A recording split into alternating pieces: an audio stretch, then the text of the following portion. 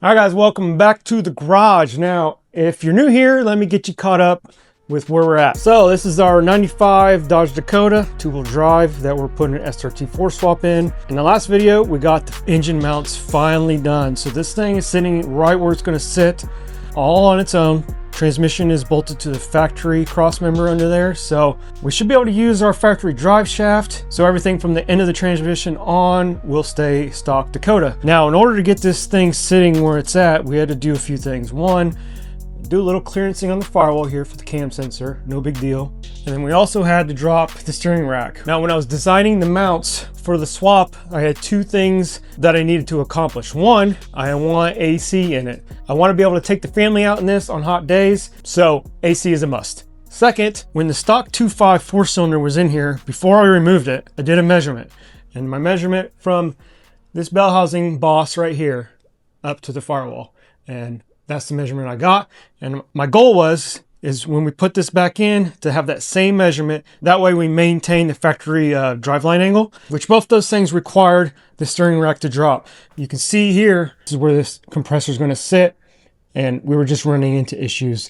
Not to mention this rack actually sit higher than the cross member here. So in order to get this thing down low enough to get our measurement right, and then also run the AC compressor, we have to relocate the rack. Now, originally, I tried to run the SRT4 accessories on this engine. This is a 2003 Stratus engine. It's not technically an SRT4 engine. And I bought all the accessories for an SRT4 thinking we would run those. But on the SRT4, it runs a larger compressor than the Stratus. So we're going back to the Stratus accessories. It runs a much shallower compressor here, which will leave us plenty of room for a steering shaft to come back here behind it. It's just what we're going to have to do. But I'm still waiting on the compressor to show up because we need to bolt that on to the engine before we decide final placement of the rack. So in the meantime, I think we're going to focus on this brake booster. We're going to swap this thing out with a smaller booster, try to make room for our intake manifold. Now the plan is to run this 420A intake manifold, which you can see would come up and hit the booster right here. So I picked up a smaller booster. Let me show you what I got. This is a booster from like in the late 80s, early 90s Daytona. Probably the same thing as like a Shadow or Lancer. This thing should be about almost 3 inches smaller in diameter than the Dakota one, so it should give us plenty of room. But there is one drawback. From what I've read so far is we're gonna have to extend this rod to match the Dakota push rod. So we don't have a lot of meat because we're really close to the booster, but we'll just see once it's in there. This should go right in there.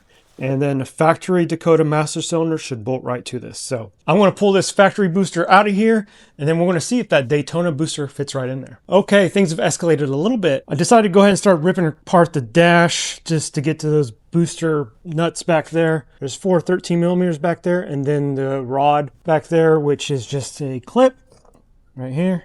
We're going to be taking all this interior out anyway, so I figured might as well just start taking it out, make it easier to get the booster out. Now I've already got the master cylinder loose. It's not bolted on, and you can see the booster is loose also. So I'm going to start ripping this thing apart.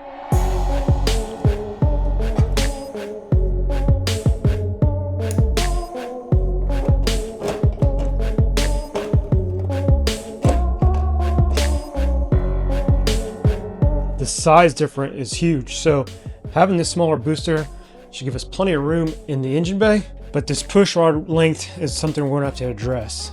But it should slide right in there. Now there is a little plate that is behind the firewall here that we need to line up.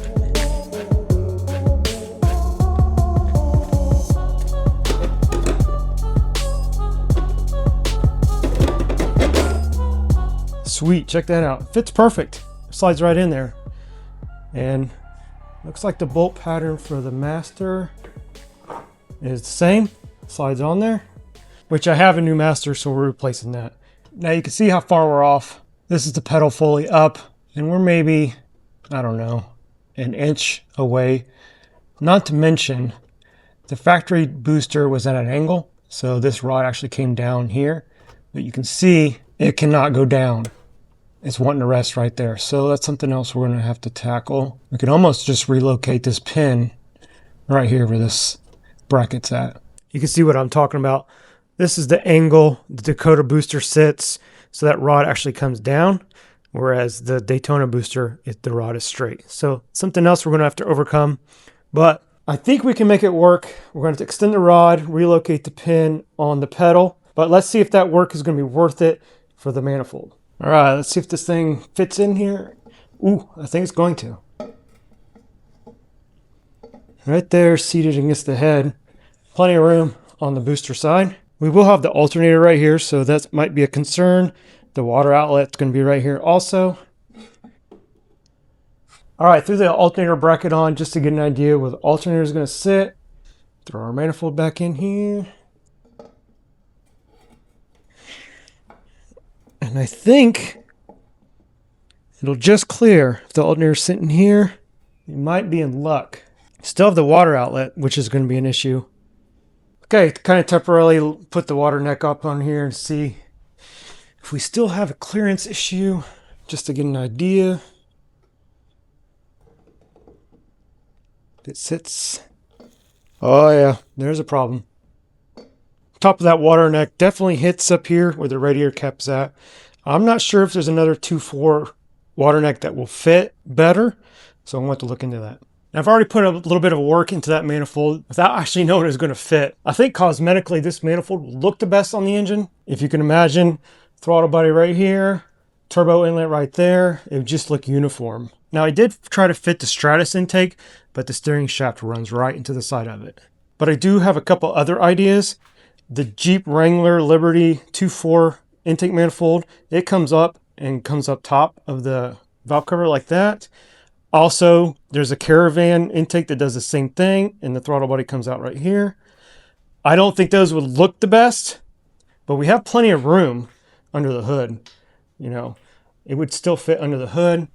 It's just visually, it's going to look kind of crappy with a plastic intake manifold coming up here, the Jeep one, and then your turbo sitting right here. I have seen some guys run the older manifolds that come down and then throttle bodies right here, and you just run piping this way.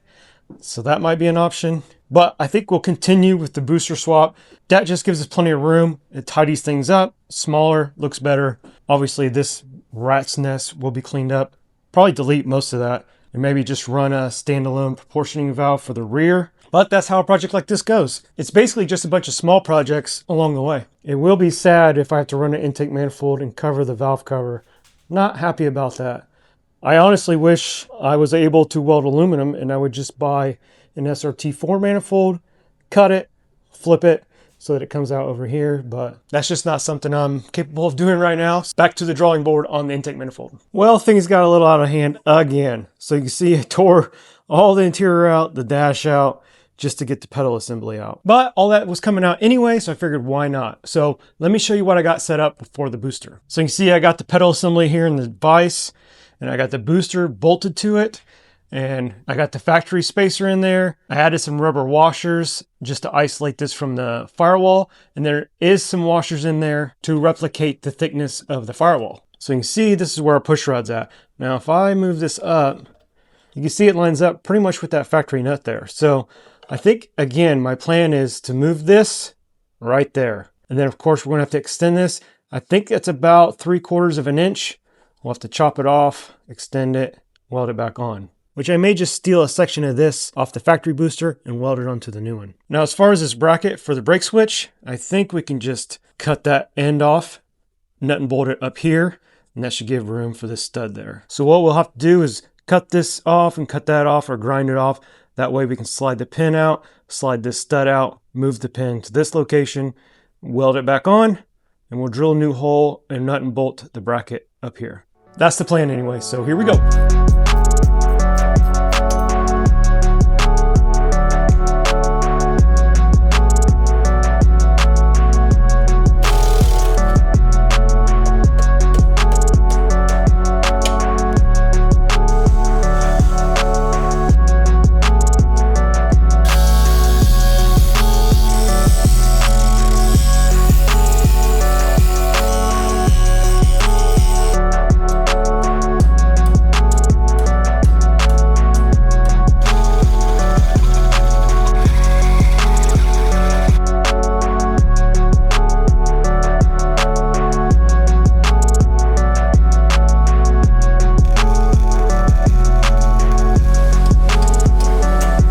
All right, you can see the push rod is right in line with the pin now.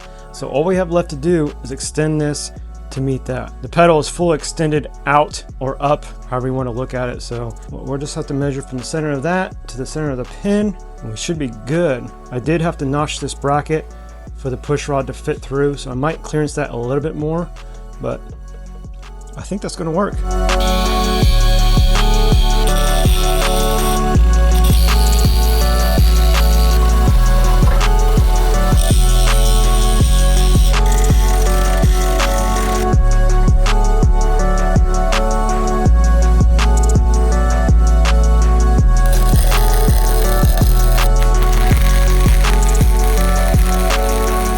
All right, guys, check it out. You see we got the booster in there sitting on the pin that's been relocated on the pedal. It's seated all the way against the switch. I think that's gonna work as long as my welds hold on the shaft. And then here's the booster with the new master. Gives us a bunch more room for an intake manifold over here. The only drawback of having the booster not on an angle like the factory one is now the reservoir is not flat. With the Dakota booster, this master sits like that, so you can see where it's flat. So now it's going to be a little bit at an angle, but it should be okay. But I think we're going to wrap up the video here. Try to keep this video on the smaller side. I know 10 to 15 minute videos are a little easier to watch than 30 to 40 minute videos. So there's the booster swap. Next video we'll do the rack. Then we should be finally done with any kind of fabricating, and we can finally start cleaning everything up. That way we can get the engine rebuilt and then get it back in here. Because then comes the fun part, all the wiring, like the dash wiring, engine bay wiring, engine wiring. So thanks for watching, and I'll see you guys on the next one.